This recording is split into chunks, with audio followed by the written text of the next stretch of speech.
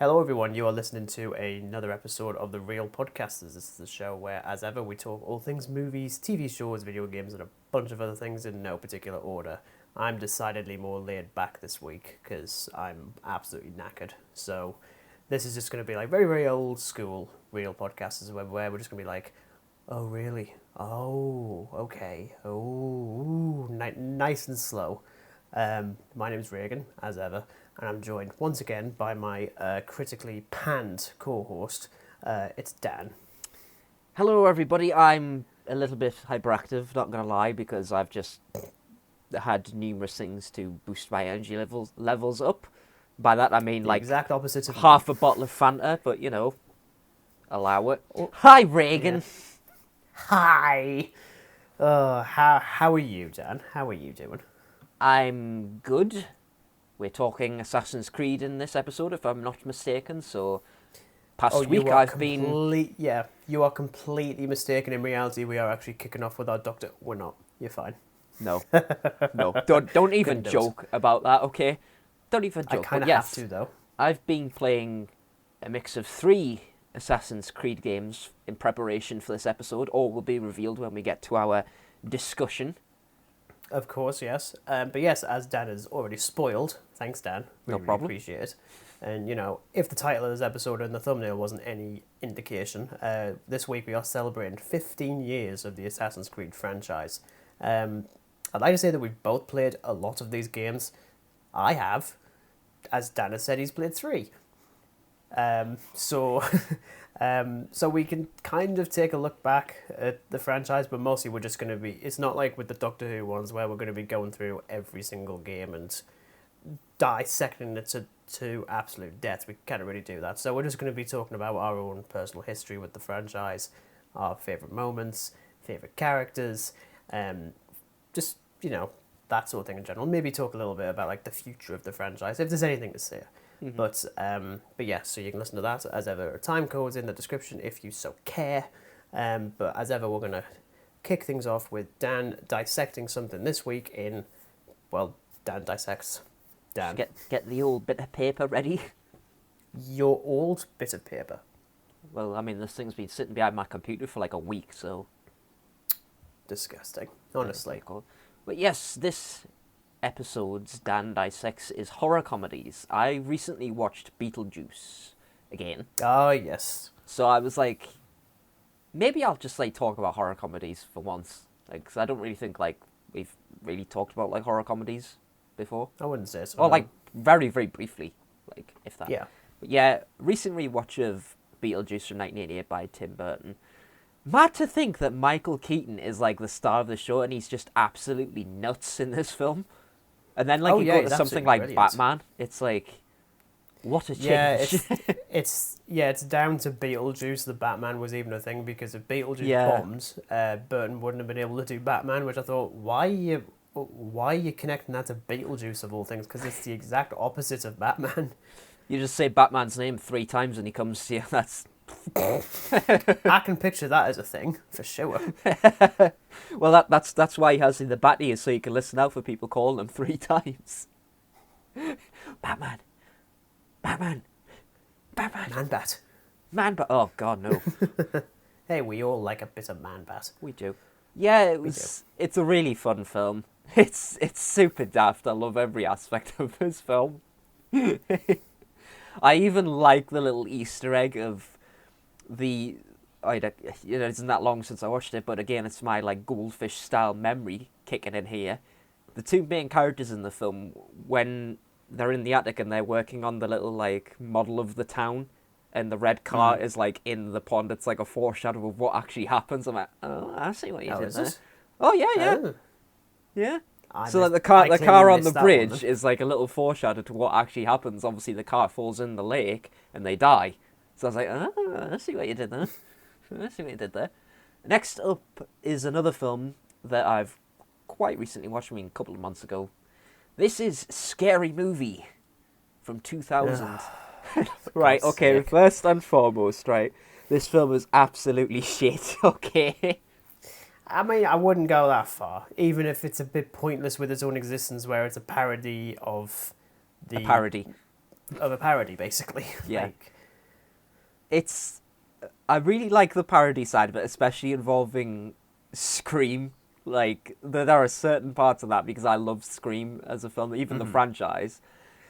I just love the fact of, like, when the final bit that happens between Billy and Stu in the film, obviously the different characters in Scary Movie, it's like, I'm in the house, you'll never find me, and, like, the killer is just literally hiding behind the sofa. I was absolutely dead. And of course, like, you the get opening the... bit where they're like running through the garden, and it's just, like, clothing after clothing that just falls off. It's the fact it's like a model who does it, and like just before she's stabbed to death, she runs through the sprinklers in like slow motion, doing like sexy poses and stuff. I'm just like, for God's sake. Obviously. Even like the little bit where Ghostface getting absolutely blitzed with Shorty, I'm just like, for God's sake, what even is this film? Obviously it spoofs I Know What You Did Last Summer as well. The bit where they hit the victim and the victim gets up, it's like, there's no need to call the cops, I'm fine. And they chuck that out, like, the bottle of booze, and it hits him in the head, and then he dies. So it's just like, for God's sake. Say it, Cindy, we take this to our grave. As he's just literally choking the life out of her. Yeah. Yeah, it's an absolutely daft film. It's pretty terrible. It definitely wouldn't survive in today's times with, culture, we'll say. Absolutely not. Especially things involving, Miss Man, we'll say. Miss what, sorry? Miss Man. Miss Man. Yeah, dear me. That scene, oh my God. Couldn't get away with it in today's society. You really could not. Oh, definitely not. Next up is Zombieland from 2009. I've loved this film for absolutely years. It's just Tallahassee, played by Woody... What's his face? Harrelson. Yes, that's the Carnage guy. himself. Yes, Carnage himself. Funny, because I'm actually wearing it. Oh, sod off. I actually am. Look. Oh, for God's sake. Our audience won't know that, but you will know. Yes, I will. I'm not happy now. I'm a very, very sad host. Basically, the plot of this is Tallahassee meets Columbus. They're nicknamed after, like, states in America. Like, you get Wichita, etc., the characters within the film. And Tallahassee's goal is to just get one Twinkie, a single Twinkie, and he just has the hardest time acquiring it in a zombie apocalypse. So it's basically like Scrat from Ice Age. Yes. He's literally Scrat. Yes. It's Scrat but with Twinkies. It's absolutely hilarious. Really, really fun film. Like, it's a film I could easily just sit and watch on a night if I've got nothing better to do and not even, like, having to, like... It's got to the point, Regan, where I've seen this film so many times I can pretty much recite all of Tallahassee's dialogue. It's, You know what it is? I used to own it for like a good few years now, and I just didn't watch it, so I still haven't seen it. Oh, really? Oh, you gotta watch it. Like, Yeah. I know you're not big on zombie stuff, but this is really good. Mm. Really good. Next up is another zombie film. This is Shaun of the Dead, 2004 by Edgar Wright. Ah, it's just brilliant. I love it. I was just talking about Shaun of the Dead at work yesterday, just randomly. Again, this is a film I've seen hundreds of times, so I can recite like a lot of the iconic dialogue scenes. I think I've seen it twice. I actually think I've seen Hot Fuzz more, but I don't know which one I prefer. Oh, I think I prefer Shaun of the Dead because I saw Shaun of the Dead first, but Hot Fuzz is excessively funny as well. It's hilarious. Very, very close, yeah. It's so fun. Like, for a zombie flick, it's just... I love the whole, like... thing of, right, we'll go to the Winchester. We'll grab Liz, kill Phil, sorry Phil, go to the Winchester, have a bite and wait for the whole thing to blow over. I can never remember like the full line of that. I don't think I can. I've seen it hundreds of times because like they change it up every now and again. But like I think that the last one is like, right, take Pete's car, go to Mum's, kill Phil, sorry Phil.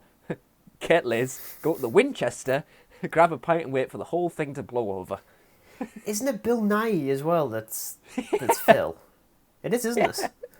Yeah, I thought it was. Because he's the, like, sergeant detective in Hot Fuzz. Yeah. Oh, God, yeah, he is. Yeah. It's like, hello, Nicholas, you're making us all look bad. Yeah, it's really fun. Again, another film I could just happily sit and watch with like. I think this is actually on my like Christmas list for like my watch list for Christmas. Like in December, I've got like 31 films I'm going to be watching throughout the festive period. Some are Christmas horror films, and some are just plain horror films. I was gonna say because I mean I wouldn't have classed Shaun of the Dead as a Christmas film. Oh no, it's just like a regular horror film because obviously, like I don't really want Reggie like horror. regular Christmas films in my bloody watch list. Do I? What, like The Grinch? Yeah. For Well, the God's Grinch sake, is man, funny. Dad. The Grinch is hilarious. Oh, it's great. But Gremlins is in that list, obviously. Yes, it is. We'll be having a discussion about that Oh, I in love December. Gremlins. Love Gremlins. Yeah, but before we go off on a tangent with my watch list for December. Yes. Last up is Army of Darkness, 1982 by Sam Raimi. This is part of the Evil Dead trilogy. I had to put this in because this is just nuts again. It's. I don't think it's as good as the second film, or even the first one. It's still really good, but just not quite up there. There's some really good moments in it, but not quite up there. But still really, really funny.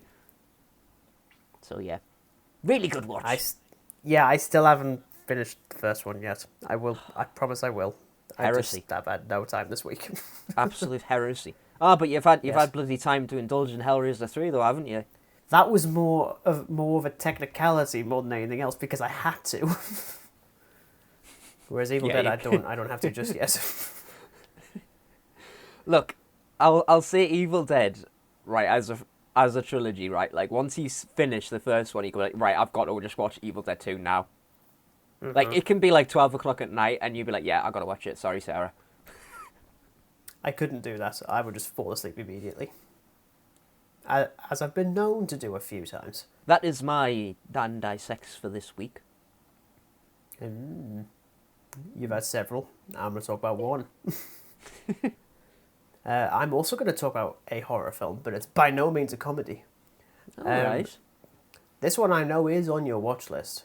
It's just whether or not you have actually seen it, because that doesn't really count on your watch list because you made a new letterbox, so it's...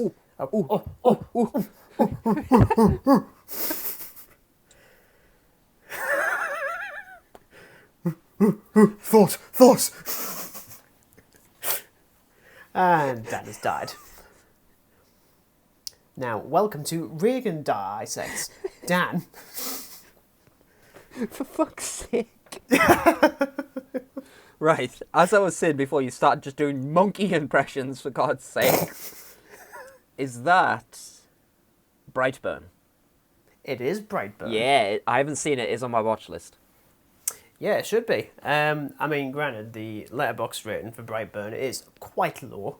I think it's like a 2.7. Yeah, I noticed that. So it's obviously quite mixed, but you gave this like 4 out of 5. So I'm wondering. I gave it 4 out of 5. I've been a Yeah. defender of this film since I first watched it when it came out in 2019. So for those that don't know what Brightburn is, think of basically the Superman origin story, but just a little bit darker. So it even gives Zack Snyder a run for his money. It even made him cower in the bloody corner. So Brightburn, you've got a couple struggling to have a child in Kansas, funnily enough. And then a spacecraft crashes on their farm, and there's an infant child in it. Again, if this sounds familiar, that's kind of the point. The boy gets older. He learns he's got a pretty amazing set of superpowers. Figures out where he comes from, and decides to take his rage out on not just the town he lives in, but potentially the world all over. So, as I say, it's by no means the most original story on the planet. It's just shifting the genre just a little bit. Yeah. Which, to be honest, I don't mind, because you have a look at the Superman origin story, and it's like a very American kind of scenario where like he just grows up, he learns he has powers, and he's like, yes, I'm going to be a force for good. Oh, it's How are you? I mean, it's literally like the epitome of like American superheroism. whereas you've got something like Superman Red Son, which shifted it so that he crash landed in the Soviet Union, and thus you have a very different version of Superman. So this one still crash lands in Kansas, but Why? But, Why can I like really want like a fight between like Red Sun Superman and regular Superman? You know, like capitalism and communism in one. That would be absolutely terrific. I mean, technically, I think you do get that in Red Sun, because I know, like, the Americans make their own version of Superman, but he's useless. Like, he just blows up, I think. Wow. Which I find quite funny, to be honest. But then you've also got Russian Batman, where he's got, like, where he's got, like, the hat with the flaps over his ears. So he's That's got like like an the actual design choice. like And it's beautiful. the typical like Russian like ear thingy hat, but with little battings. Oh my god. Yeah. So it is an actual. Well, I don't think it's Bruce Wayne in that one. But anyway, I would like to think it is. I mean, you know, they've already changed Superman to be a Soviet, so you know they could do whatever the hell they wanted, frankly. But yeah, so in this case, instead of Clark Kent, you have Brandon Breyer, who is suitably really, really chilling. Especially as, I mean, bear in mind, he's just like a kid. He's like, what, 12, maybe 13? Mm-hmm. And he does that really great thing. Because, I mean, this is one of the things I really like. Beyond the fact that it's technically like a superhero kind of thing, in reality, it's mostly just about the parents. Because the parents act very much as parents would. Like, you've got the mother who is kind of just oblivious to the fact that her son is potentially a force of evil. And doesn't really want to see that he's actually doing anything wrong, because Well, yeah, it's just like mothers would be like that. it's just mother's nature, isn't it? Like, you know, you could go on like a total killing spree as this superhero. It's like, oh, you know, it's not his fault. No, it's the system. Yeah, like it would be like that classic like mother denial thing. It's like it's not my son who's wrong. It's the system that's wrong. Yeah. But yeah, you've got Jackson A. Dunn, who plays Brandon, and he's really damn good. Like, he's so sinister, even in scenes when where we're supposed to find him like sweet and adorable. He's got like that great way of making you legitimately believe that he hasn't done anything wrong. All right. Or that he actually feels remorse for what he's done. Both of which are very much complete bollocks. But it's still really damn good. And when he does suit up as the villainous Brightburn, I don't know if it's a spoiler to sort of like reveal why it's called Brightburn. Hardly, it's fine. That's just the name of the town, surprisingly enough. Oh, okay. Brightburn in Kansas. It isn't actually, obviously it's not real. Because heaven forbid you use an actual town in Kansas, because they'll probably go off on one. But yeah, when he does actually suit up, it's gory and violent, and just it doesn't hold back. I mean, it's rated an 18. I think it's an 18. I'm pretty certain it's an 18. I'm pretty sure it is. Look for it over there. Actually, it might actually be a 15. I don't know how. But yeah, it's gory. I'm actually not going to spoil too much of the violence in this film, because it does echo a lot of The Boys on Prime Video. Oh yeah, I still need to bloody watch this. It's killing me. But it's not like the kind where it's like, oh, this is awesome. It's very much the opposite. Yeah. All I'll say, there's a scene in a car, and it's probably one of the goriest moments I think I've seen. It's Right. Okay. it's not fun. Okay. But even just like the imagery is quite creepy. Like, you know, when you see in like the old Superman films of like Superman just like floating in the sky, just like watching over, and like, oh, it's quite powerful. Here it's absolutely terrifying. Like literally from the perspective of someone hiding under a table, and you can just see through like a broken wall of the house, and you could just see a little dot just floating there in the sky, and you're like, nah. No, no, out, please. Let me out. Out. Now, I mean, look, as I say, it's by no means the most original thing, and in fact, if I'm going to be like completely like nitpicky, I think they shouldn't have revealed the idea that Brandon's an alien like in the first scene. I think it should have been left much later. It would have been better if you have some like build up to it. Yeah, because essentially you're just playing catch up for the rest of the film. Yeah. That being said, I think it still works really well. I do think it's probably one of the more underrated films, especially of 2019. I think if it's not in my top 10, it's very, very close. Because 2019 was actually pretty good. It was like a pretty good year for film. I say pretty good. I could go back and have a look and realise, oh, they're all crap. There was a lot of films in 2019, surprisingly enough. I'm fairly certain that like Avengers Endgame is still at the top, probably. But yeah, I definitely highly recommend it. Definitely keep it on your watch list, and it's currently streaming on Amazon Prime, if you so care. Oh, is it? Ooh. Okay, then. Again, I wasn't even planning on watching it. I was just perusing through Prime Video. I think it was on Tuesday night, Tuesday or Wednesday. And I just saw it there. I thought, I meant to watch it in October, and I didn't. So I was like, I'll give it a rewatch and just see if I actually still like it. Because as I said, I know like the reaction from some people was quite mixed. A lot of time it was more like, oh, it didn't take full advantage of its premise, and I'm like, I suppose, but it's also only like 90 minutes, so I'm not sure how much you're really expecting it to do. Yeah. It kind of leaves the door open if they want to do a sequel, and quite frankly, I'd be happy with that. I think it'd be quite interesting to do like slightly darker and more twisted versions of our superheroes, but then we've already got the boys for that, so whether or not it's really like its selling point. But long story short, I did really like it, and I do recommend it, even if people are, as I say, quite mixed on it already. Okay. I'll certainly give that a watch the next couple of days, and seeing as how it's streaming. Yes, that is Dan Dissects and Regan Reviews. I'm gonna try and get those on like a t-shirt at some point, and we're just gonna wear them as just like official Real Podcasters merch or whatever the hell you call it. I don't know what you call it. Can you tell I'm not very good at that? I mean, can you tell that you had very, very little time to yourself? I haven't slept okay. I slept like an hour, if that. But yes, our main topic of discussion this week, as mentioned before, is Assassin's Creed. As I say, it is 15 years since the franchise started. I thought we'll have a little bit of a look at the origins of the franchise, because I'll be curious if you actually know about this. It's probably fairly obvious, or at least fairly common knowledge. But you know, as you said before, you haven't played a lot of these games, have you? Nope. No, you haven't. Yeah. So this will be like a very general kind of discussion on this. But yeah, so as I say, the original game came out in 2007. To fairly polarizing response, to be honest. Like, the hype was there. Yeah. And the final game, well, even I'm not big on, to be honest. I think it's very, very slow, and also it's just, here are 7 people, kill them. That's it. There's not much else.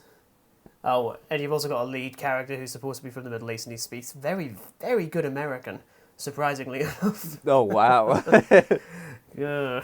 Oh, he's one of those Eastern American people. Eastern American people. Yeah. But yes, originally the game was actually supposed to be another installment in the Prince of Persia franchise, which I've never played. I forgot that was a game. God, yeah, I forgot it was a film. I actually thought, the first thing I thought of was the film with one Jake Gyllenhaal. Also, clearly a I will mention now, right? I will mention now. Like, when I was a kid, like, when Prince of Persia first came out, I never had interest in the film or anything, but I used to have this, like, little Lego Prince of Persia set. Oh, for God's sake. I mean, it was just literally the main character, a little desert scene and a skeleton, that was it. Suddenly I'm trying to picture if, like, Lego Assassin's Creed would work, because I don't think it would, because then you'd have to get, like, a very unique set of Lego hands that have like a little spike on. Otherwise, it's a bit of a lie. Everything is plastic. I mean, they could just cheaply do it by giving like the little Lego character a little dagger and say, "Oh yeah, it's like the." Wow. Oh, yeah, you know what? Back in 2007, they would probably do that. Yeah, that's what I was thinking. But yeah, so development began in 2004 with the assumption that Ubisoft, the studio behind it, would do a Prince of Persia game. But they wanted to move away from the protagonist being a prince. Also wanted to make a more open world and deal with the Order of Assassins, which was an actual real organisation that operated in the Middle East. And thus, Assassin's Creed was born. You've got like 24 total games, 12 main installments and a bunch of spin-offs. I haven't played all 24. No. You've barely even played the 4. Mm-mm. So, 200 million copies sold plus. So it's a relative success, I'd say. Yeah. But obviously, seeing as you haven't played them that often, I'm just curious, where did you begin playing the Assassin's Creed games? Please tell me it wasn't after I suggested this for like an episode. No, my first instance of Assassin's Creed Regan was many year ago, in like, just before we hit in like 2010, when like Xbox 360s were just the leading console in pretty much like everything. I had the game on disc, and I just never played it from my usual game, so I was like, okay, I'll give it a try. This is the first Assassin's Creed, by the way. Yep. So I put it in, just played around for about half an hour or something like that, and I was just like super bored with it. I didn't like the control scheme at all, because let's face it, Assassin's Creed games have very like distinct controller setups compared to like other like third-person games. Like something like GTA, like, compared that to like Assassin's Creed, and the amount of like buttons and stuff that involves an Assassin's Creed is very different. Yeah. Didn't like it, so I never ever touched it again. To this day, I still haven't touched it. No, I tried to go back to it a couple months ago, and I'm just like, I'm only doing this only to say that I might have actually tried to finish it, and I didn't.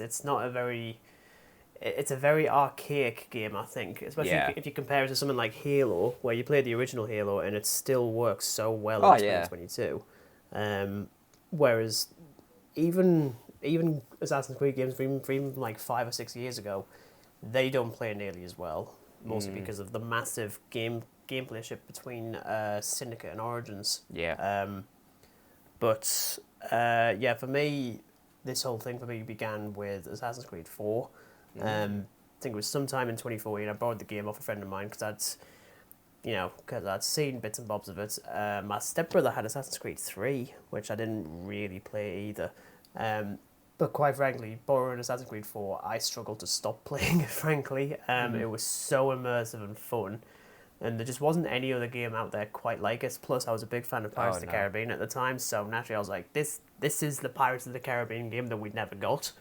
The closest one would be Lego Pirates of the Caribbean, which is Lego Davy Jones's nightmarish, frankly. Don't even get me started. Do you know what really... The dog. No. The prison dog. No. The prison dog and his keys. Just stop, right? It's the fact he doesn't even have a little lobster leg. It's just like a little Lego frickin' like... Oh, God, that's a good point. He doesn't, does he? Yeah, it's just like a little... Oh, how cheap. It's a little peg leg. Oh, honestly. No, lobster leg. You can't just give him a lobster hand and not give him a lobster leg. How has it never been like a Lego lobster thing anyway? It shouldn't be that difficult. Honest to God. Anyway. But yeah, so even now, I still have very fond memories of the game, and I do occasionally go back to it and try and inch myself a little bit closer to 100% synchronization, something I've only done with one game in the series. But as I say, I've played to some extent the majority of the main releases since Black Flag, some way more than others. I think I played Assassin's Creed Odyssey for like nearer 200 hours, which is... Jesus. Yeah. You could say I'm a bit of a fan, and we'll get at that. But I fully completed Origins, both like story, synchronization, and achievements. This is the only game I've ever done that in, ever. And for some reason it was that. So you could say I'm a fan if it wasn't obvious enough. Oh, yeah. So as I say, it's a bit difficult to go through every single game because, for one, it'll either be me talking about it, or it'll be both of us talking about it sporadically. So we've got like a couple of little talking points, mostly just to see what our like favorite bits of the franchise are. Yeah. We'll start with probably the biggest selling point that you can do for any Assassin's Creed game, the best setting. Now, I've got a comedic theory that most of your answers are going to be the same one. No, which I don't not mind actually, because I was thinking it's about not. this because there were a couple of instances with this like this little document thing you sent me, like best this, that, and the other. I was like, okay, yeah, some of these are going to be the same. I was like, I'd change a couple of them around. I mean, like, it's fine. I mean, as I say, you made it quite clear that you've only played a few of them. So, so if you had to pick the one for best setting, which one would it be? And why? See, this was really difficult for me, and as somebody who's only played like 3 games, this was really hard for me. So for clarification, the only 3 games I've played out of Assassin's Creed so far are Black Flag, Syndicate, and Origins. Yeah. No other game bar those 3. I will get to them. They are in my Steam wish list in my library because I bought some of them very cheap. You know, Assassin's Creed cost me like £1, so yeah, best setting. Origins. Really? And why? I think it's just absolutely beautiful. Like, in Egypt, and like, from the moment you start that game, you are just absolutely in that zone of like, I'm in this. I feel like this character. Obviously, you're not, because, you know, you're the person behind the controller. But yeah, it's really immersive, even from the first, like, mission you play, and I thought, like, holy hell, this game's got me. Like, and from the moment you just, like, get out of that first mission, it's like, you need to go here. It's like, oh, maybe you should actually look around first. So it's not strictly, like, saying, go do the story, like other Assassin's Creed games do. It's just like, go and explore. Which is what I've done. I mean, I am nowhere near completing this story, because, by God, I mean, a lot. I've only done, I want to say, like, the best of 3 missions, like, main story missions of that. The other stuff I've done is, like, side quests, like, hunting the big monster animals and stuff, and just looting in the temples and stuff. It's definitely the best setting. I mean, Syndicate comes very, very close with Victorian London, but again, just because of, like, how much, I think you said, like how much it changes from, like, Syndicate to Origins in terms of gameplay.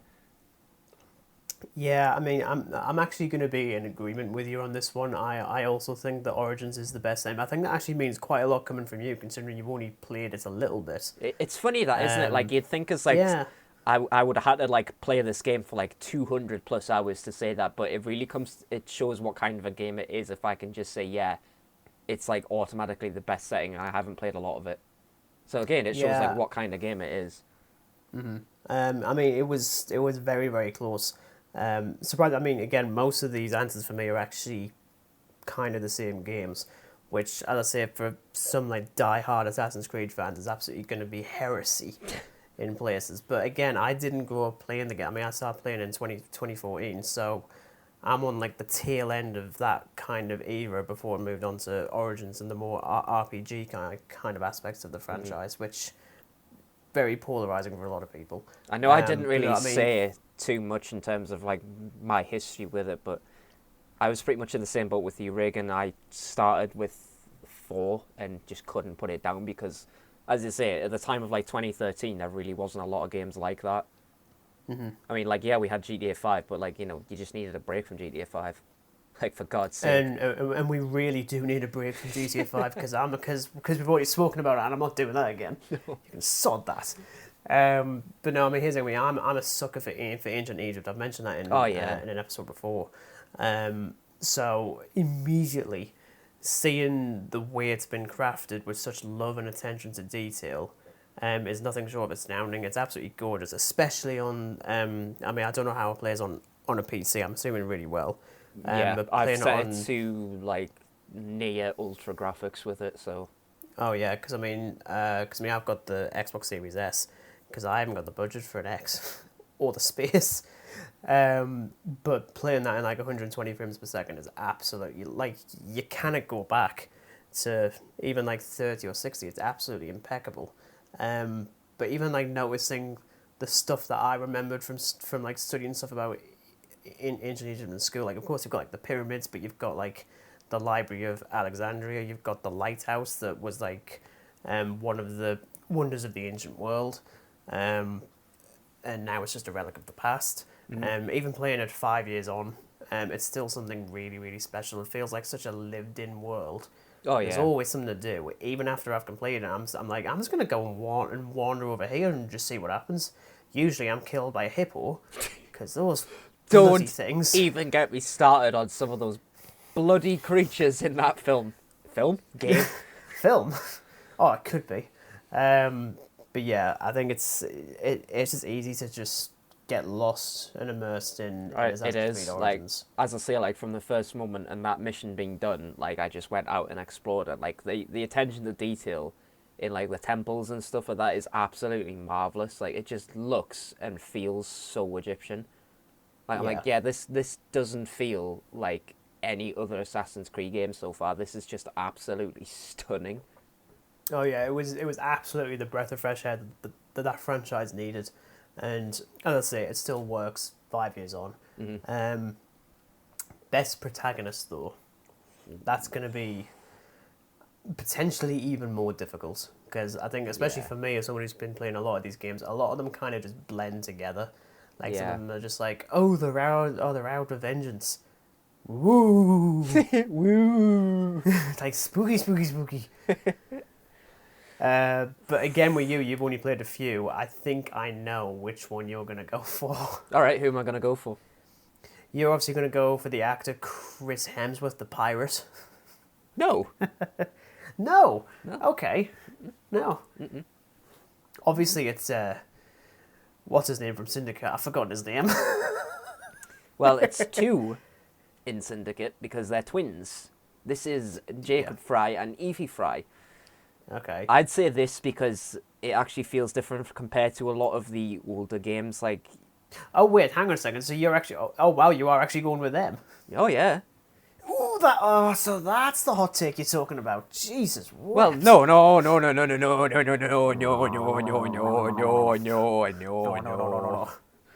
No. It feels a lot different compared to like other Assassin's Creed games, especially older ones, where like a lot of the protagonists are just blended into one as you play more of the games. Like I could literally, I mean, again, I haven't played a lot of the older games. Like, I mean, most people could probably say that like from like 1 to 3, it's just basically the same protagonist, like more or less. You do the same stuff. It's like, I shall kill you. I shall take my revenge against you. So, I was like, will you really? will you Is that really? so? 3 times a charm. Yeah, for this, I really like the combat system that they have. Like, Evie is more stealth focused and Jacob is more like confrontational about it. I mean, obviously you can do stealth with them, but it just generally feels a bit more immersive. The fact that like you play it as a female assassin for once. Yeah, you do. Secondly, you can switch between them at like any point, which I really dig. The whole thing of it being set in Victorian London as well, I'm just like, yeah, this has got me. The way they interact with the world, I mean, they even have little quarrels with each other, which are pretty hilarious.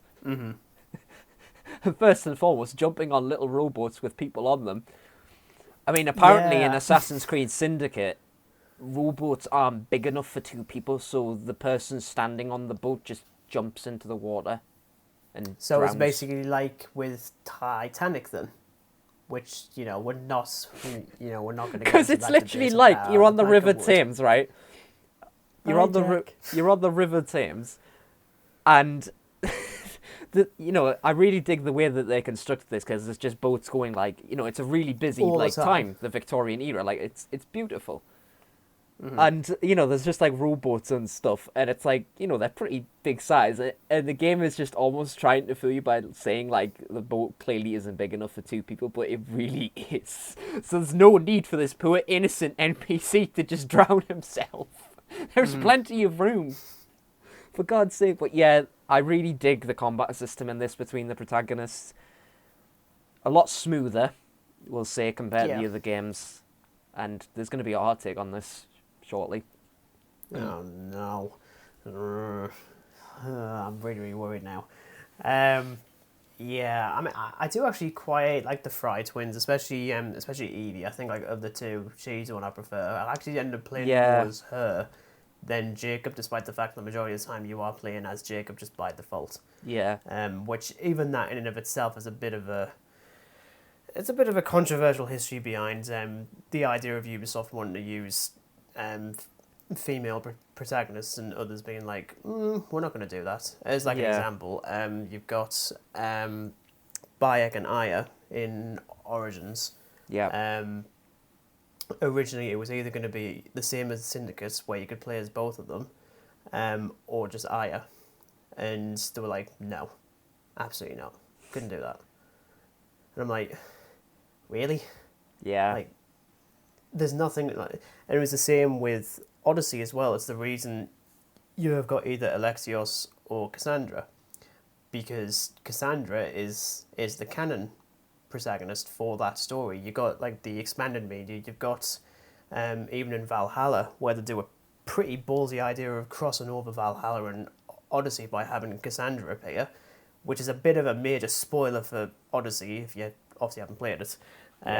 But it's her that appears in it as opposed to Alexios, even if you played Odyssey. And Ubisoft were like, we have to use both.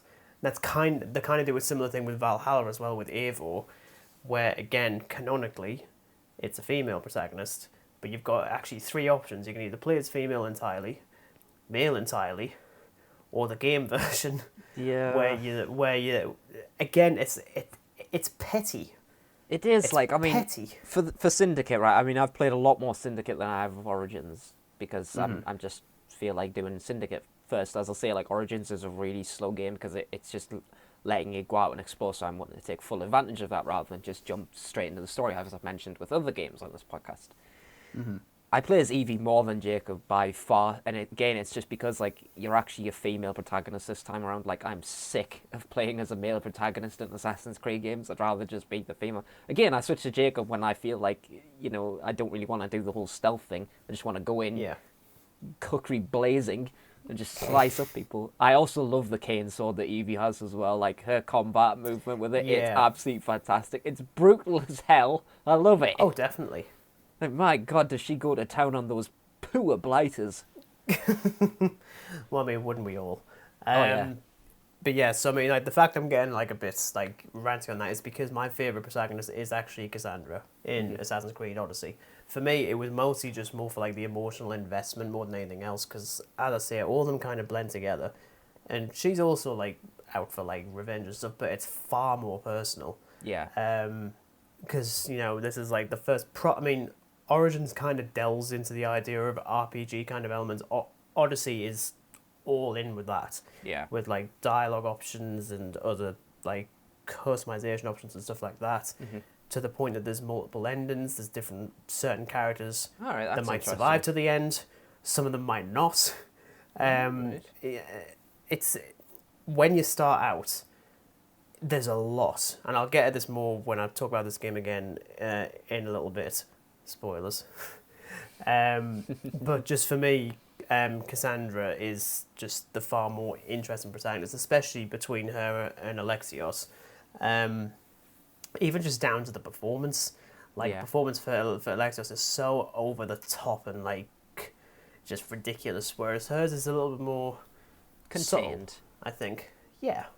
They still have their distinct character traits, even if you do manipulate things around where you're like, I want her to be like a badass, I want her to be a dick, I want her to be like romantic, I want her to just be evil. So am I right, like thinking you've got like a lot more choice in how your character interacts with the world in this Assassin's Creed game? Oh, right. definitely, So it's very much like the Fable games, and where you can choose to be like a good character or you can choose to be just a tyrant.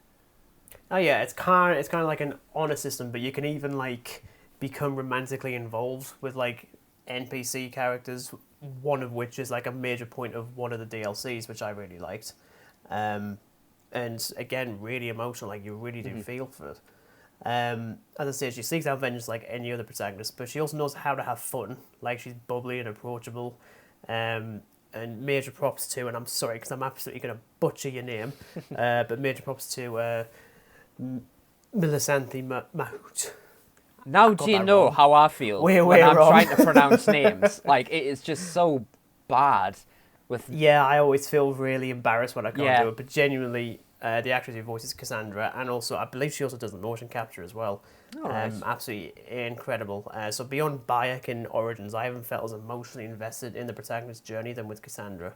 Really, really great stuff, and definitely a highlight of the series. See, I honestly even if it's thought... Mars in controversy behind the scenes. I honestly thought you would go for Bayek from Origins, because again, I haven't played so much of the story, close. But you feel very emotionally invested in him. I mean, like, from what I've picked up, he's lost a great deal of his family, if not all of his family, and you're like, okay, yeah I can see why this guy is the guy that he is. Yeah. So I'm actually really surprised at that, but you've sold me on that, so I will get to that game at some point. Yeah, that's it. Very, very close. Yeah. Now, this one is obviously going to be like, again, for both of us, it's going to be heresy. But the best score. Now, I know everyone, will point to Assassin's Creed 2 with Ezio's family as like the definitive Assassin's Creed track, like to the point that the rest of the series has reused that same theme. I actually think the things in the later games that reuse that track are far better. Mm-hmm. But I am curious for yours again because, now this is going to be the hot take, isn't it?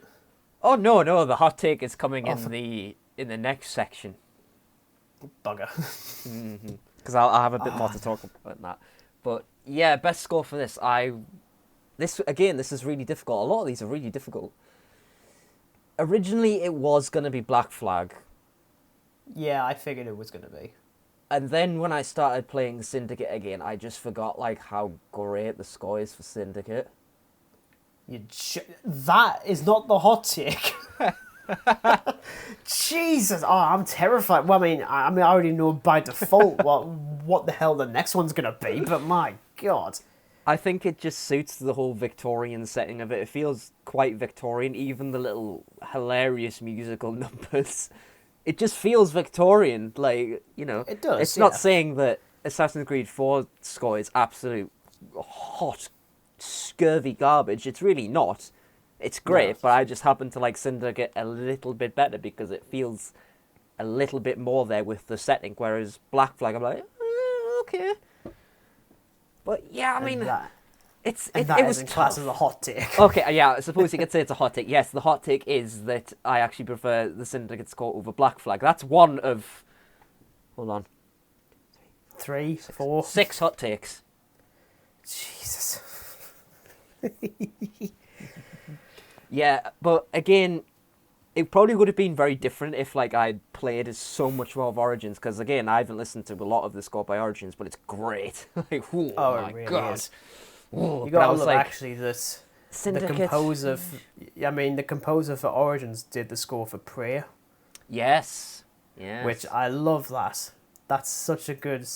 I thought I recognised the name. Props. I thought I recognised the name because then I checked out her musicography or whatever you want to call it. Discography, I think. Yeah, it's classed as. discography. I don't know why music came in my head. Discography, and I was like, Pray. Yeah, I think it would have been one of those if I did this situation. So if I played more of Origins and less of Syndicate, it probably would have been totally different. But because I've played Syndicate before in the past, many years ago, and did 100% on it. I've always liked the score. It's the same with Black Flag. I've always liked the score, but because I've played Origins for the first ever time, yes, it's a great score, but I can't say I favour it yet because I haven't got too far into the game. Yeah. It was also very difficult for me because, I'm sure I've mentioned before, but when I listen to music, it does tend to be film scores or video game scores over actual regular music, because I've just never been able to pin down my preferred genre until I started doing that. Yeah. Which I didn't know I could do until a decade ago. And I was like, oh, if I want to listen to video game music, I have to play the game. No, of course I can get the bloody album. It isn't that difficult. I was clearly really thick. Is what I'm basically trying to say. I wouldn't say I've gotten any. Well, even I could have told you that. Well, Dan, I've only known you for a couple of years. I didn't know you for a decade. Where the hell were you? 10 minutes down the road. But yeah, I mean, so many of them have got really good scores. I'm not gonna lie, I don't remember the one for Syndicate at all. I can remember little bits, but a lot of time it just comes down to how much I listen to it outside of the game. It's very string focused. I'll say that. It's definitely very Victorian. But yeah, I mean, I listen to it out isolated from the game while playing it. So I turn the music volume down in the game while putting up the volume on Spotify to listen to the album.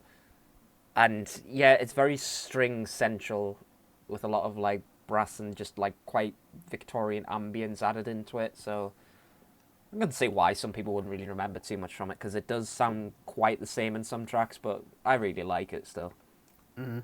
Yeah, so trying to pick an actual winner was, I'd say, like, so difficult, because I've listened to so much of Black Flag as well over the years. Like, the music that plays whenever you come across the legendary ships is, like, some of the most badass music I've ever heard in that game. It's absolutely impeccable.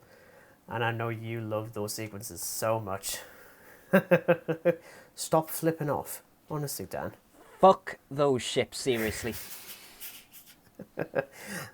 Maybe I should have that as, like, the sort of clickbaity title version of this episode. Just fuck those ships. Fuck those legendary ships. Again,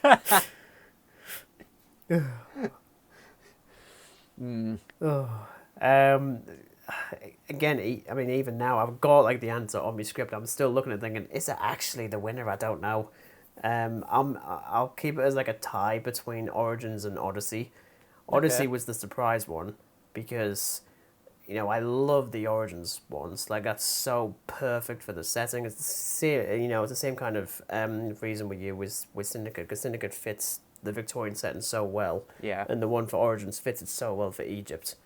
And Odyssey goes in a slightly different direction. It's a lot more bombastic, but it also feels quite classical as well. Like, even because I remember when I booted up the game for the first time, and you've got, like, the logo, and then the music starts playing, and it's just not the music you would expect to hear, but my God, is it entertaining to listen to.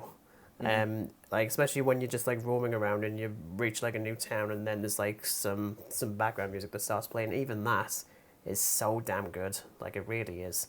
And as I say, like, a lot of time the setting and the score kind of sells it for me on the games. Like, even if the characters are a bit iffy, as I say, even with Syndicates, which I'm very mixed on that game. I haven't gotten, I think I'm on sequence 5 of 10, so I'm about halfway through. Alright. But that's been going on for, like, a couple of years, if I'm honest. Because it's very difficult to go back to the older games, which I'll get to. But for me, it's pretty much, like, level between them two, I think. As I say, it's very, very difficult to pick one. Much like with the final one, just our favourite. I mean, I've got it as the best game. It's a bit difficult to say, but just, like, our personal favourites. And this is your hot take. I know exactly what it is now. Right. And I hate you for life. Right. I don't hate you for life. This is going to be quite long, so I apologise, right? It was originally going to be Black Flag. Like, yep. You know. However, having recently done a bit more in Black Flag, I've come to realise that Black Flag isn't really as great of a game as I think people think it is in some respects. Okay, that's definitely a hot take. This is where the hot takes are coming in, right? I think the absolute reward system, the reward system in this game is absolute bullshit. Yeah, it is a little bit. I'm not going to lie. I'm sorry, right? Number one, the amount of time you spend going around the oceans, pillaging and plundering for metal, wood, cloth, all to upgrade the jackdaw, and spend God knows however much money, it becomes super, super grindy. Yeah. And to take on 4 legendary ships, which are just absolute BS, by the way. You get 20,000, like, gold from these ships, which I think is just a slap in the face with a scurvy-ridden squid. Jesus. I'm sorry, but it is. After all that time you spent upgrading the jackdaw, you know, going into really treacherous depths of wrecks, getting nearly torn apart by, like, really heightened sensed sharks, by the way. Like, I hate the sharks. I fucking hate those sharks. Like, you know, as soon as you come out the diving bell, all you hear is dun dun dun dun dun dun dun dun dun dun dun dun, and you're like, oh, for God's sake, I just want to get to the chest. Can you leave me alone for 5 seconds? Yeah, I really don't like the idea of the game. Like, I think at the time people thought, okay, yeah, this is pretty fair, but when you've played it quite recently, you're like, well, what's the point in defeating these ships when you're getting, like, nothing out of it? Like, honestly, you make more money from pillaging and plundering frigates and stuff for rum and sugar rather than go spend infuriating hours taking on legendary ships for 20,000. Like, it's absolutely nothing. And following on from that is the reward scheme for the forts.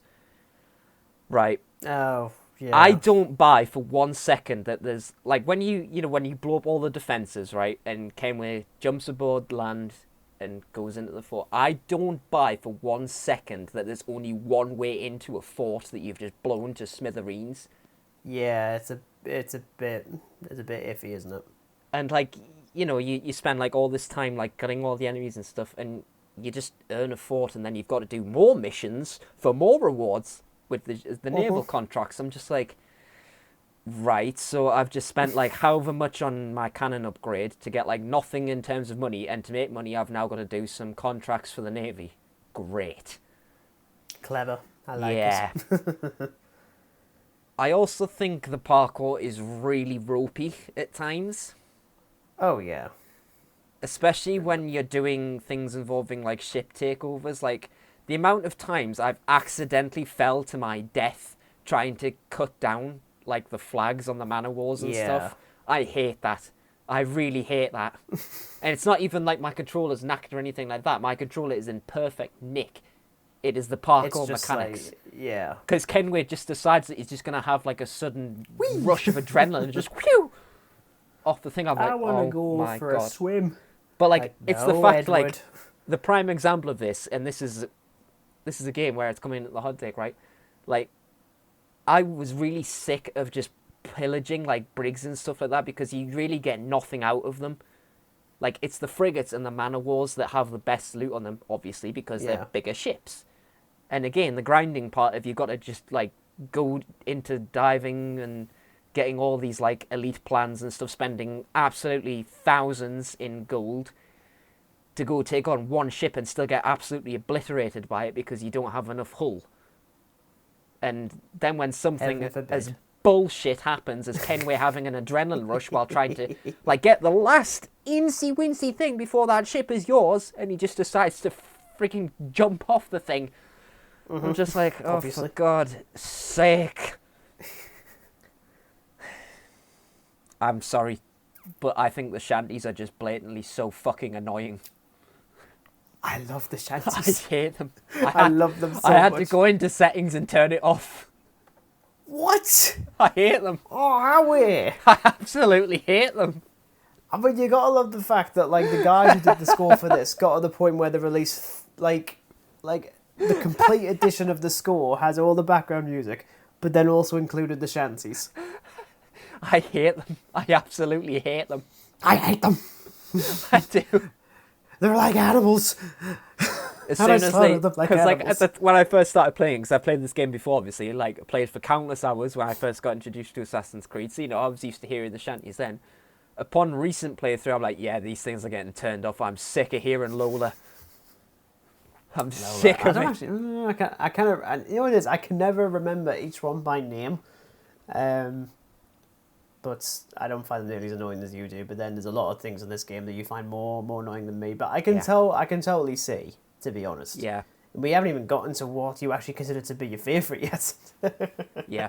So I'm gonna ease into it now. I will say you did. That this isn't this isn't necessarily a bad game. I just think with age it hasn't really gone down too well for me. Yeah.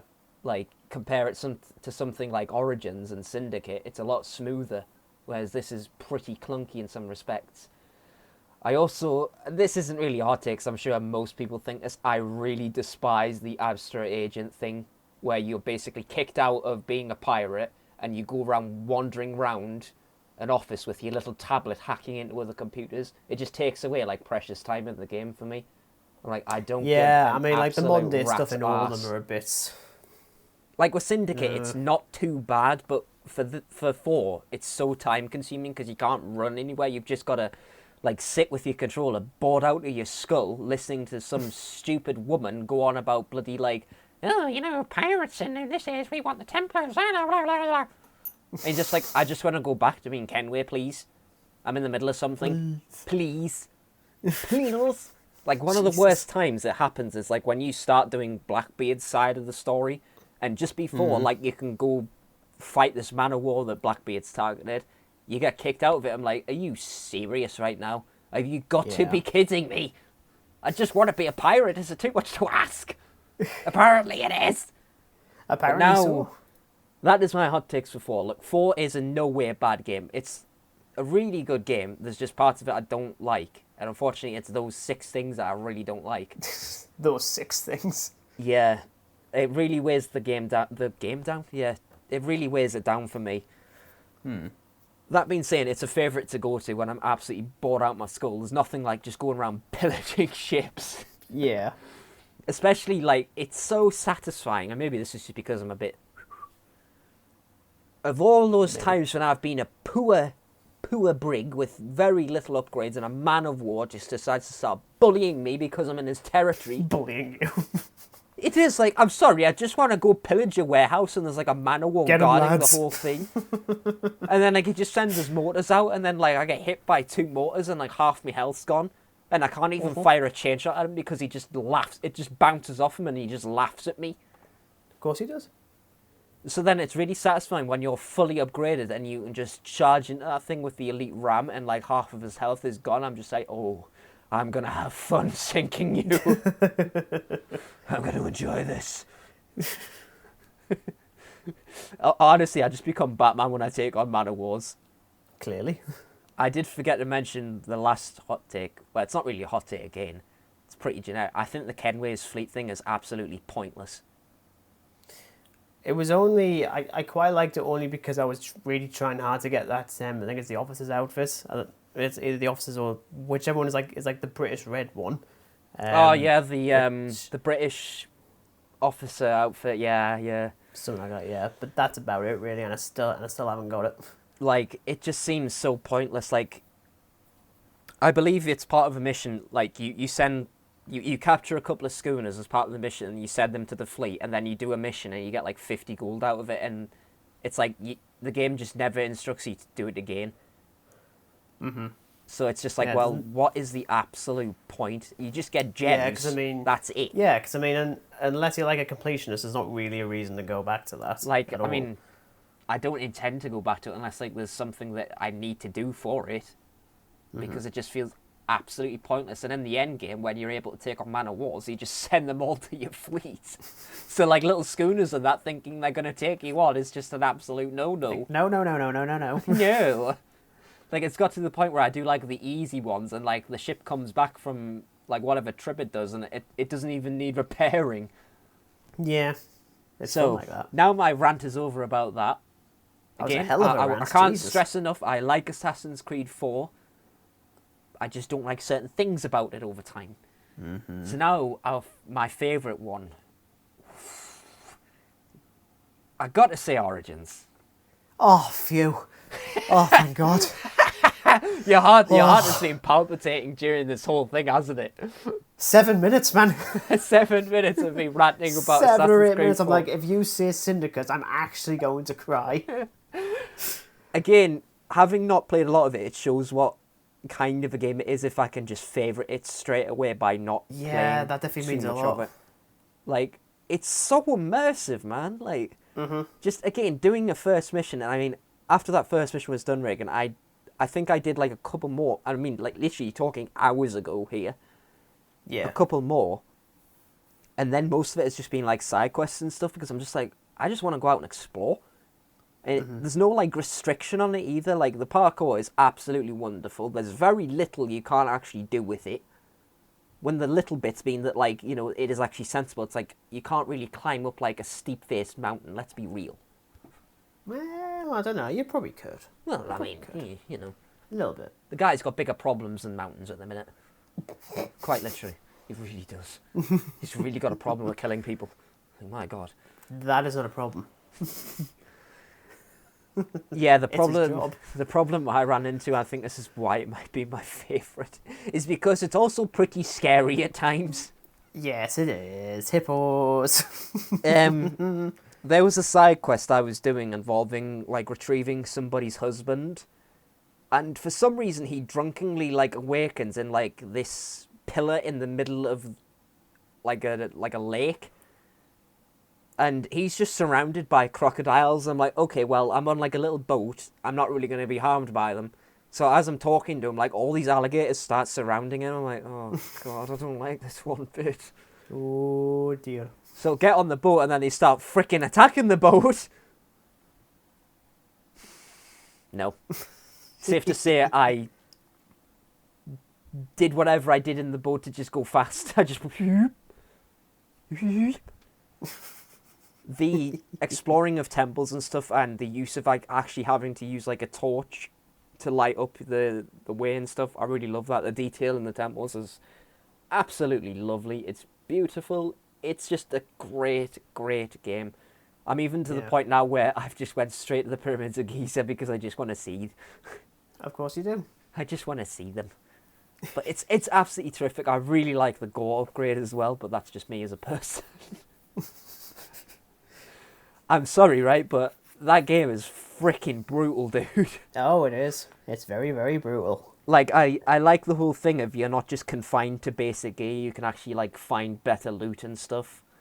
Mm-hmm. And I came across, like, a mace, which is a two-handed weapon. I thought, well, like, I like it how it has disadvantages over the advantages as well. So, like, you got to be quite careful with what you pick and choose. It's like every scenario is different. So, scenario one being that I decided to go to, like, one of the restricted area camps to do, like, a side mission. I thought, okay, I'll give this mace a try. It's like, it's very slow. Yep. But it does a lot of damage when you get a chance to. You just can't be surrounded by a lot of enemies for it to work because they really can't get a hit on you. Aye. So when you get, like, the death scenes and, like, the execution scenes, there was a bit where, like, Bake just swings this thing into the guy's head and he just does, like, a somersault backwards and he just crushes his head. And I'm like, oh my God. And, like, all of these other enemies are watching. I'm like, if that was me, I'd be fleeing in terror over the desert. Yeah. But yes, it's definitely a favourite out of the series. I mean, as I say, it wasn't really... Well, it was a hard choice because I do really like Syndicate, though I couldn't really favour it because it does have some really silly moments in it. Like, the rowboats. I really don't like the bloody carriage combat. I hate that. Oh, I hate the carriage races. Like, I did hate one it. yesterday and I could have screamed. Like, it's atrocious. Like, you know those missions where you do, like, a bounty hunt and then you got to, like, find a carriage and put the knocked out body in it, and then, like, you get the blighters coming after you in the carriage. I hate the combat of them. Like, how you ram and stuff, but there's other people there, so it's like you're not really ramming into them, you're just ramming into everybody else. Yeah. And the races, don't even get me started on those races. Rage-inducing, but yes, Origins is my favourite Assassin's Creed game, without a doubt. I mean, it's just stunning. It really is. Thank God. It's not like the other ones aren't stunning, but this is just by far had me immersed super, super quickly. Like, the others are really immersive as well, but this is just like, yeah, I'm here. Yeah. First mission finished, right? Time to go explore. I am in Egypt. Yeah, I mean, I guess I'll have to go on a little bit of a tangent as well to, you know, support my personal favourites, because, as I say, yours is a hot take for me, or at least it wasn't actually. It was fine. You know, it was spot on for me. Well, I think it would have been if I is- said that Syndicate was my favourite Assassin's Creed game. Well, you know, as you said, there's three of them, and I'm like, I'd be surprised if it wasn't Black Flag. I'd be very surprised if it was Origins, and I'd be well triggered if it was Syndicate. And look, Syndicate is by no means the worst Assassin's Creed game. No. I do have a personal least favourite, which I will actually reference first, which is the one I haven't mentioned yet properly, which is Valhalla. This is where it just changes up the combat system so much. I hate bits of that game. Like, it's actually funny when you used... Again, like, I haven't played this or anything about this, but you've mentioned before that, like, you have, like, a stamina bar and everything in this, so when you, like, go to do a heavy attack, your stamina is depleted, much like in Skyrim, for instance. Yeah. I wouldn't know. I didn't like Skyrim. But yeah.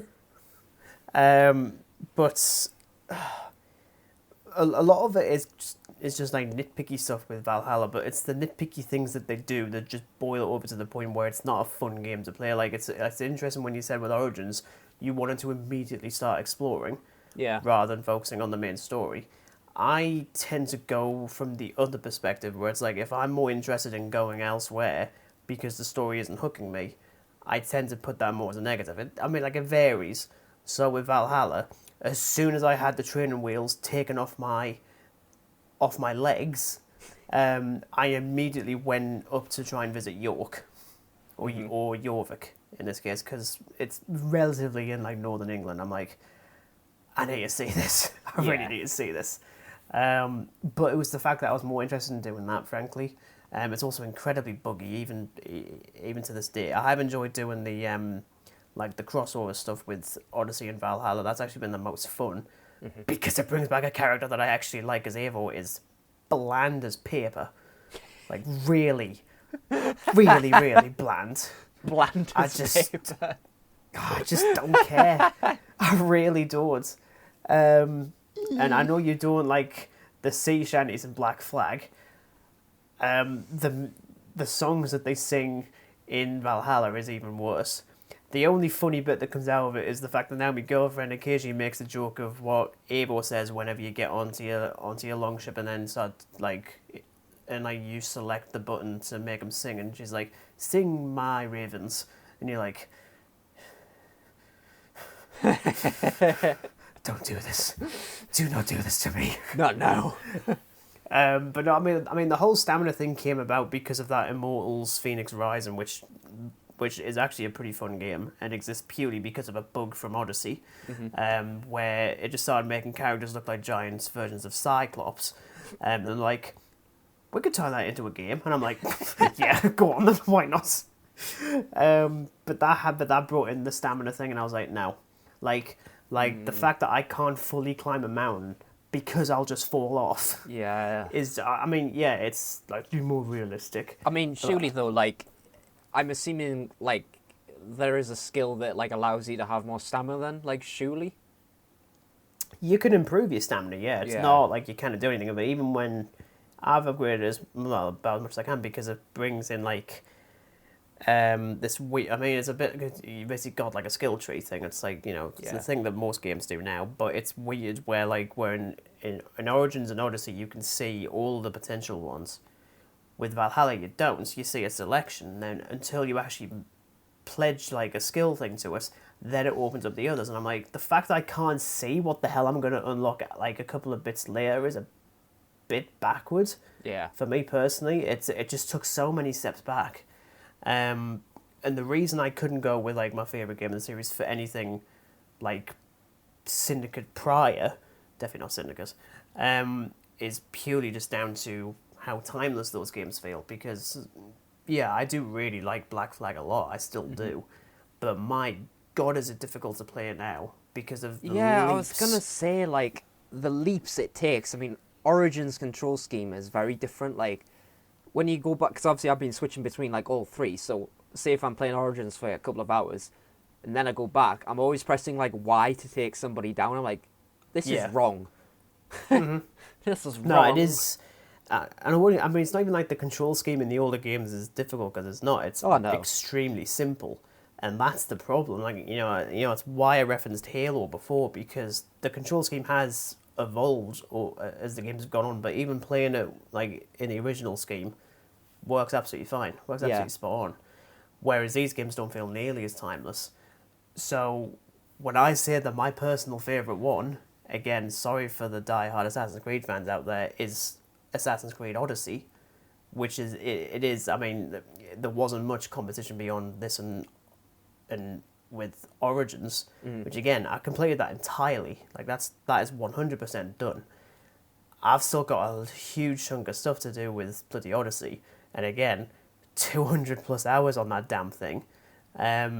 It's just so much more.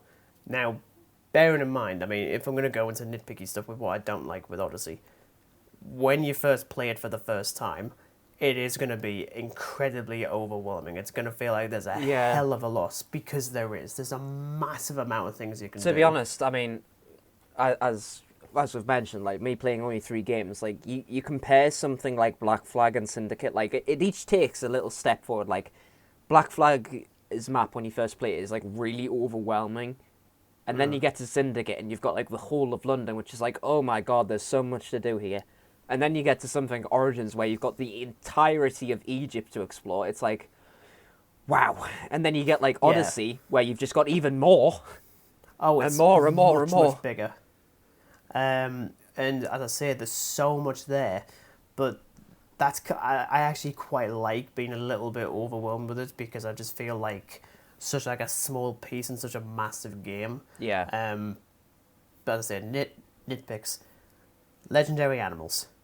Some of them are fine. Some of them are perfectly functional. Yeah, I forgot that has bloody legendary animals, because, you know, we had legendary ships, so let's have legendary animals. One of them is really funny, where like I spent like a good few years trying to find the final one, which I think is, I can't remember like the full name, but it's like a massive lion that I came across purely by happenstance, like because I thought I'd already killed the damn thing like about 3 years ago, and I didn't get the achievements, so I was a bit annoyed. So I thought, oh, okay, it's bugged. And then I go and do like a synchronization on top of the mountain, and it's, you know, like, and it spins around all dramatically. And then all I see is just a lion stretching in the background. And I'm just like, are you shitting me? Are you actually shitting me? And gratefully, because this is ancient Greece, and I've seen 300, one of the skills you do have is the Spartan kick. No. Where you can, yes. So what did I do? I did the Spartan kick on the lion, and it went flying off the mountain. This. And surprisingly enough, it didn't survive. This is Odyssey. But no, you know, actually, that is the funniest one. The most annoying one is the boar, which is massive. Oh god, I can imagine. And it's one that's, as I say, it runs incredibly fast. Like, it's very difficult to dodge. It also farts. I mean, because like, why wouldn't stinks. Both the actual quest I was to going kill to say, I mean, how, and the actual creature. how immersive must the game stink. be if you can smell the boar fart in the TV? Like, it took me days.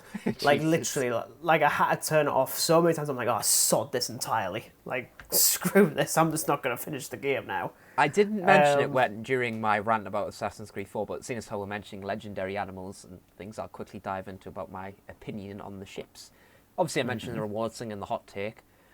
Yeah. It comes to something when I actually think the most feared legendary ship in 4 is actually the easiest to deal with. Which one? The 2 Man of Wars, the British Man of Wars. Oh, screw that. No, that one is weird. Here's I had to honestly look thought up that was so every single easy. time how the hell you actually beat those things. And in retrospect, it's so bloody easy. But when you're there and you're like, this is like Pirates of the Caribbean 3. Can you stop coming towards us side by side, please? Like, obviously, the trick is you don't get caught between them, but obviously the ships try to, like, you know, they come at you and try to get you in the middle. But the way I did it is I just went for one of the ships. I just totally bombarded it with the ram, the heavy shot, and a few mortars, and then it was gone. I think I was, like, Victorious or whatever, the one with the black sails. Mm-hmm. That one went down, and then the other one gets a bit more defensive by trying to, like, basically throw everything at you. And again, that one went down really easy because you just get alongside of it and just spam heavy shot, and then that thing just goes. Yeah, I mean, like, the trick is to go for one of them, get it down to a point where it's near death, but leave it, and then go for the other one, because as soon as you destroy one of them, the other one just like becomes absolutely steroid induced. In the middle of the ocean. I can see why people found it hardest, but I found it the easiest. I will say the hardest one, which I think is the absolute epitome of absolute scurvy this legendary ship is. El Impoluto or something. Yes. El Impoluto, yeah. It's the one it's the Spanish ship that has, like, massive amount of armor on, like, its hull. And the only weak spot is at the back, but getting to this thing is a challenge in itself because it has this ridiculously overpowered motor. If you get hit with this thing, you've lost a bar of health. Oh, yeah. So trying to get behind this thing, and I'm sorry, right, it's a huge man of war, but when, like, it's out of its little stun phase, it just zips off like Superman. It's literally like you've got Superman under the thing, and it's just... It's like, how? You've got, like, armor.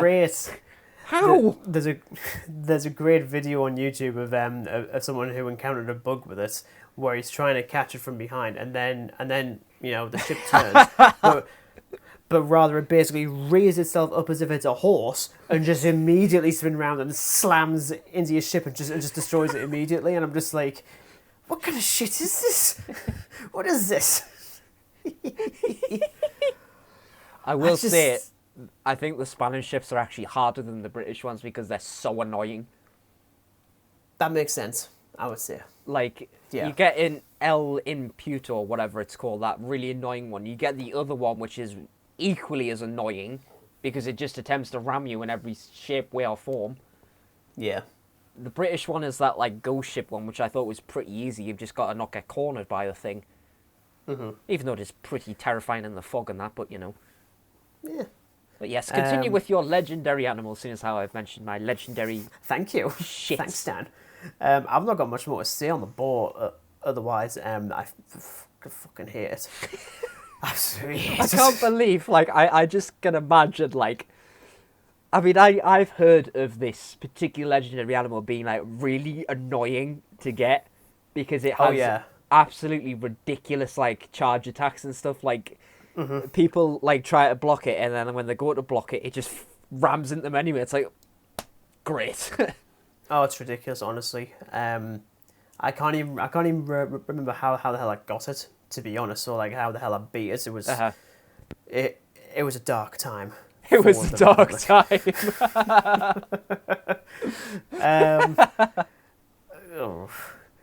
But yeah, just.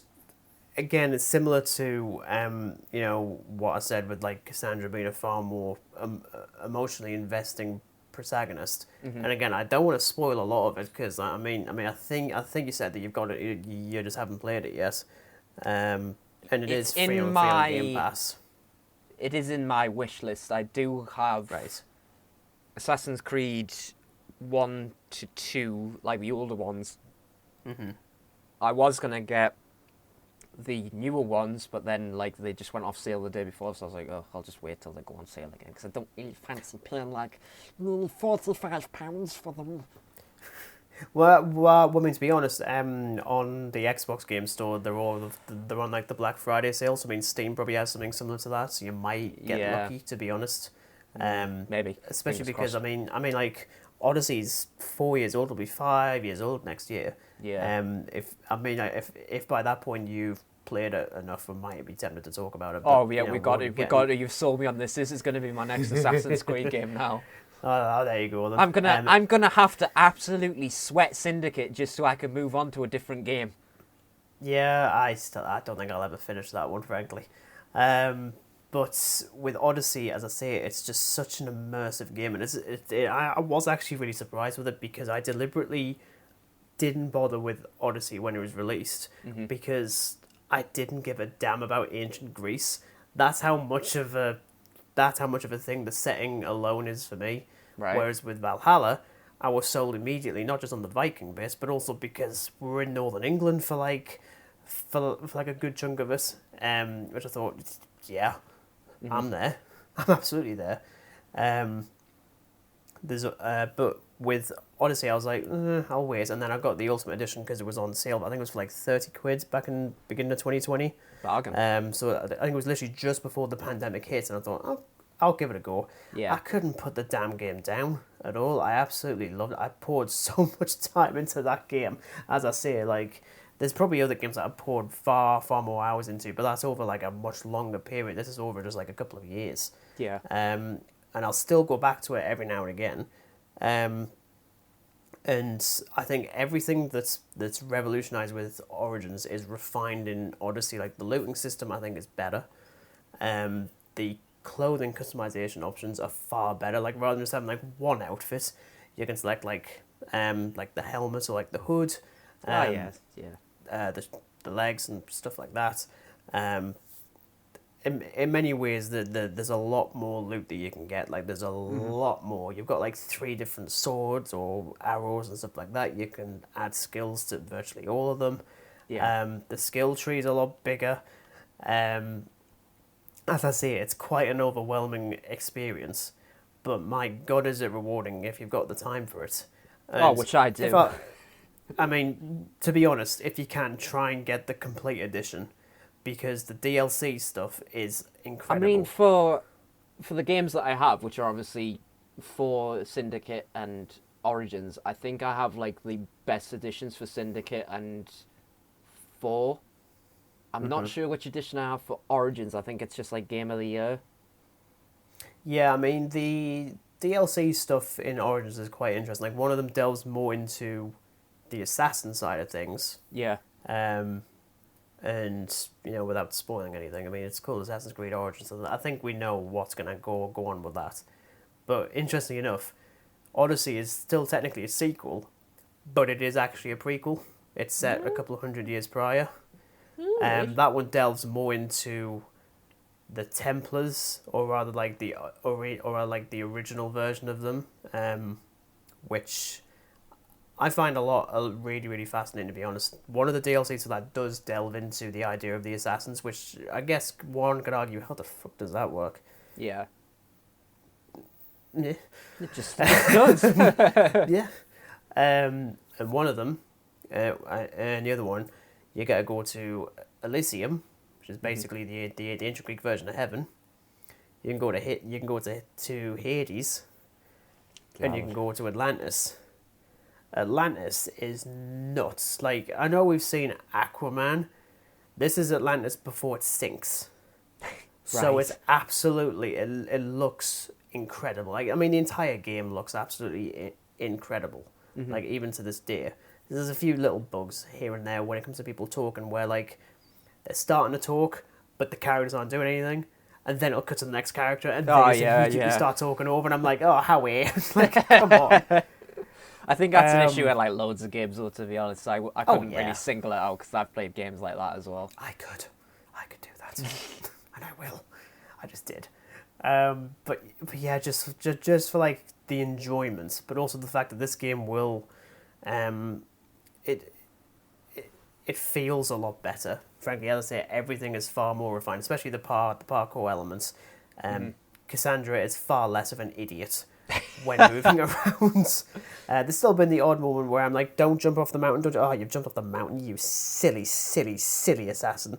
Or non-assassin, I should say. She is a mercenary. I'm sorry, a Mystios, to be precise.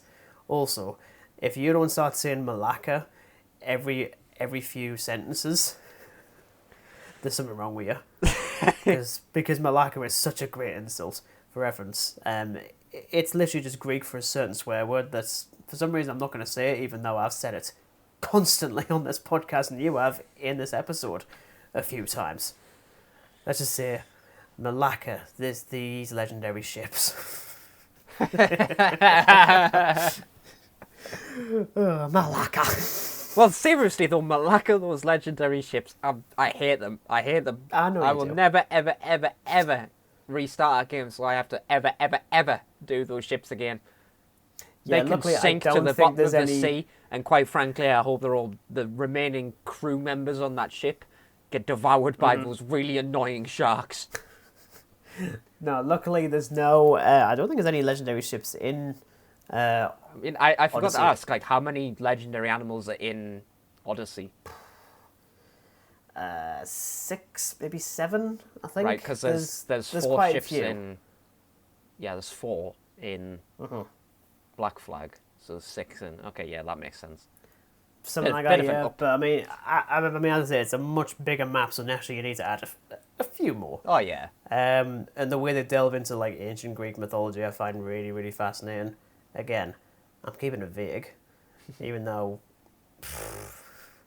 Let's just say there's at one point when you're trying to find a certain creature, and I'm just sat there thinking, it's not going to be that, and it's not initially. they take the piss with this, until like about 15 minutes later you realise, you were just trying to mentally prepare me for the fact you're actually going to double back, and it was bullshit. Yeah, I mean, like, it's weird that I don't want to reveal too much about it. Again, for like a 4-year-old game, But again, it's purely just the fact that you haven't played it. And I will again, get I to absolutely it. adore the game. I will get Yeah. to it. I've just got Because to unlike play you it with the all Halloween full- sequels, I can actually sell you on something. Right. Did I not sell you on Hellraiser 2? Like, look, it's not great, but it's all right. So I like you can at least Hellraiser give 3 me more. that. Yes, we all know that. You're like fucking Hellraiser 3 more, you absolute crayon. Absolutely fine. Yeah, I don't think I can say much more on Odyssey beyond, for the love of God, just play it. But Oh, I again, will. expect it to like overwhelm you quite a bit at the beginning, despite like a fantastic opening set piece. I mean, even Origins has overwhelmed me. I mean, like, I literally feel like yeah. I'm absolutely nowhere. Like, I'm just a tiny little ant in this humongous map. Because there's so much to do. It's like every time you progress, there's just even more to do. Not complaining Yeah. at all. I absolutely love that because at least it's keeping me entertained. I'm not like stranding off just doing killing sprees on the local villages or something, you know. Jesus. or like trying to like push, like ram into the other little boats on the thing and just hope that an alligator comes along and eats one of them. I Which also do. I haven't totally tried or anything, you know. You lie. Yeah. Maybe Like I that. just tried like once or twice. Maybe. Yeah, so obviously my favourite is, what he said, was Assassin's Creed Odyssey. I'll talk briefly about like the future of the franchise and where it's going, because more stuff was revealed about that a couple of months ago. As I say, with it being the 15th anniversary, it's a shame we didn't get an actual game this for that. shows so like how outdated I am with this franchise. But what was the last game? Was it Valhalla? Valhalla, yeah, in Valhalla. 2020. Right. So it's it did just get an announcement a couple of days ago that that's gearing up for like its final content update in the next couple of weeks, and then that's it. That's, you know, they're not providing anything else new with this. As I say, I've only done like the crossover thing. I haven't done all the other stuff because I don't care. So we do know that there is going to be a game next year called Assassin's Creed Mirage. Titles are becoming a bit crap. Bit weighted. But this one's quite interesting. So, where Odyssey was the prequel to Origins, and then Valhalla sets like, you know, Mirage is a prequel to Valhalla. Oh, for goodness sake! Because because you do interact with a couple of assassins in that game. One being an older, wiser one, one being like a younger protege. You play as the older one when he's younger. And this is set in the Middle East, 9th century Baghdad. So it's a nice callback to the original game with returning to that sort of setting. And by the sounds of it, it's going to go far closer to that. Like, I think a lot of the RPG elements, which kind of were dumbed down in Valhalla anyway, is virtually gone. Yeah. So I think it's probably going to stay closer to probably Origins, I think. But I feel like there might be bits where it's like, please tell me you're not gonna do like the old control scheme, because I will actually kill you. I was Like, gonna do say not like do that. I can't do that.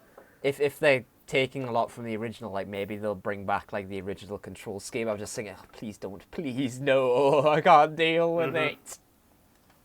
That being said, the next one is the one that everyone wants. Everyone has been clamoring for this. So a bit of context. So I think it was around the time of Assassin's Creed 4, Ubisoft basically put out like a poll for like people to vote on what would be their favourite setting for a future Assassin's Creed game. Mm-hmm. One of them was ancient Egypt. We got Yeah. that. One of them, I think, was either World War 1 and 2. One of those. That's actually used briefly, I think, in Unity, which is set in 18th century Paris. There's like a weird glitchy moment where you start phasing through different time periods. I mean, I haven't played Unity, but it looks very I've only played it a little bit and I don't like it. It looks very like war-centric, that film. Film game, I don't know what it is with me, films and games today, like. Well, I mean, that game's set during the French Revolution, so I mean, it kind of makes sense. The other one is feudal Japan, which makes perfect sense because you're an assassin, so it just fits in. Anyway, that's going to be the setting for Assassin's Creed Codename Red. Hasn't got like a full title yet. It isn't actually called that, but it will be set in feudal Japan. Probably looking at like 2025 at the earliest before we actually get that one. And well, that one I'm very much interested in seeing. This one, the next one, is a bit different. There's not much said on this one other than it looks like it's going for a more horror aspect, which I think will interest you quite a bit.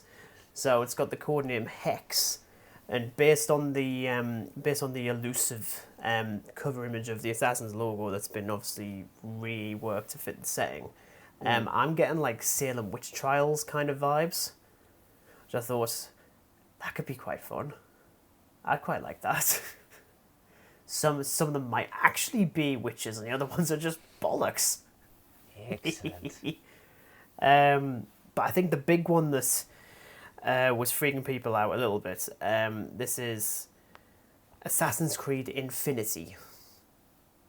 This one's a little bit more difficult to explain because we don't really know what the deal is. So one of the biggest criticisms of the franchise, and I think is rightly so, is the modern day elements. People just don't really like it. I don't mind them in the more recent trilogy with the character of Layla, who was introduced in Origins. She's decidedly more interesting. See, at least with like the newer ones, you actually have stuff to do. Like as I mentioned in 4, you're literally just walking around, like you're doing absolutely nothing. It's just boring as hell. So again, it's quite difficult to explain this one. I'm going to try my best to do it, but essentially Assassin's Creed Infinity feels like a hub for like Assassin's Creed. Yeah. So it gets rid of the modern day elements. Again, to my knowledge, it's so difficult to try. I mean, it's probably really easy to explain, but I'm just sat there thinking, I don't know how the hell you actually word this. In a world. So, it's. I'm really trying really hard to explain. Just wing it. Just wing it. So I think, as I said, it's supposed to be like a hub for the future Assassin's Creed games. So you can jump into different entries in the franchise just from that. Oh, so nice. It seems it's definitely more internet-based focused, to say the least.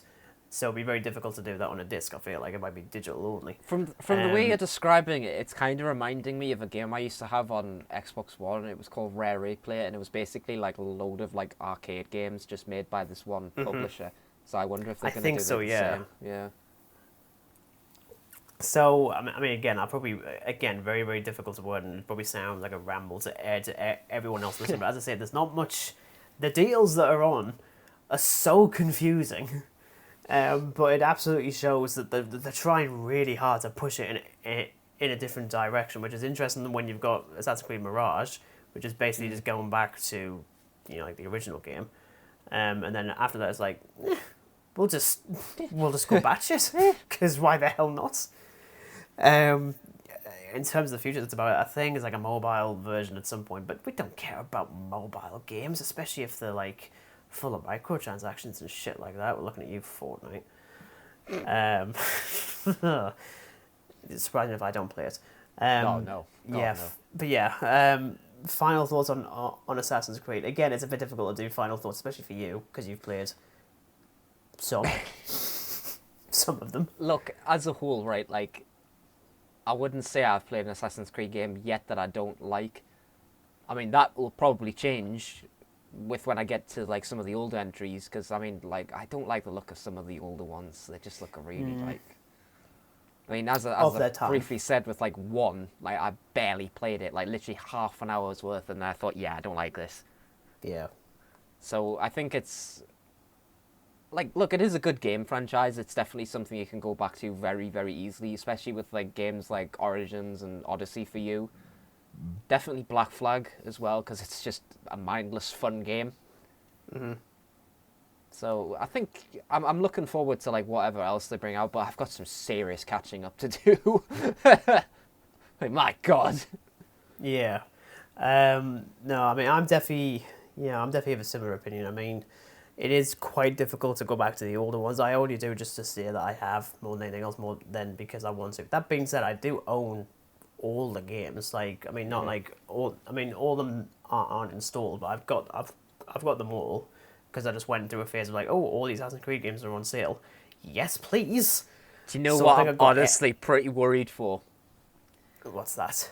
Well, because Steam has a very weird thing with some games. Like, I recently acquired like the Dead Rising games, like all of them. I mean, I had 4 for ages, and then I got like 3, and the other 2, well, 2.5, because one's like a spin-off one as well. Yeah. On Steam. Now, so this is Dead Rising 2 and the original. Now, these came out like early 2010s, I believe. So I thought, oh yeah, they'll be like controller compatible. No. No. Keyboard and mouse. It's so weird. So I'm really dreading, because the first Assassin's Creed game is like from 2007. I guarantee this is going to be fucking keyboard and mouse. It's going to be so difficult. As if the controller scheme wasn't difficult enough. I kind of figure out the concept of playing like a video game like that with the keyboard. Like, I always assumed that I would just plug in just like a regular Xbox controller and just do it as that. Oh yeah, that's literally what I do. But with like most games, but as I say, with some games that Steam has, like, it just doesn't have an option for that. So you have to do keyboard and mouse because it hasn't adapted to it yet. It's like, okay. How archaic, like, honestly. Like, I mean, some games are easy as hell, but Assassin's Creed, I dread it. Like, imagine playing Assassin's Creed like Odyssey or Origins with keyboard and mouse. I think I'd just give up. With the amount of controls that are involved, I'd just give up. Yeah. Yeah, I mean, as I say, I've played more of these games than you have, and I can definitely say I do really like the franchise. I am hit and miss on the future. I mean, I will definitely play Mirage, especially if it's, depending on the way that Ubisoft releases. I think there's potential might be a bit like with that EA Play or Game Pass, with Halo Infinite just coming straight at Game Pass, or Forza Horizon 5 did exactly the same thing. I'm hoping something similar comes with Mirage, because I'm going to be very, very careful with that one. The Feudal Japan one, yeah, I'll probably go for, because it's a fascinating era, and it's very different as well. Yeah. But yeah, I think as they've said, the franchise still looks promising. Oh, yeah. But as I say, it's nice that they've been able to evolve, because if they're stuck with the way it was in 2007, which they did really up until 2015, because even aspects of Syndicate, I hate just the control scheme in Syndicate, because it's the same as 2007. Even if you've slightly fixed like the parkour and like running up and down a hill or something. Yeah. But it's still like, you're just adding new like graphics into like a game from 2007 with the same parkour system. It's like, yep, we're doing this, are we? That's a thing, yeah. But yes, I'm still very happy with the franchise, and well, happy birthday, Assassin's Creed. I actually forgotten what date it actually is, because whatever it isn't the date that this episode's actually going out. Knowing our luck. But yes, thank you very much for listening to our rambly hot takes on Assassin's Creed. Dan, first chick when you fire everyone else, like, what kind of son ideas has he got, honestly? Now, next week, Oh boy. we are getting to the only thing, like, when we started doing this podcast, one of the first things I wanted to do was talk about Doctor Who. Yeah. Which is all fine and dandy. It is all fine and dandy. Until what, Regan? Christopher Chibnall the First. And hopefully there isn't a second. Yes, we are finally at the tail end of Doctor Who. We are going to be talking about Series 11. Week after that will be Series 12. 2 weeks after that will be Series 13. There's just gonna be so much abuse for Dan. Can't.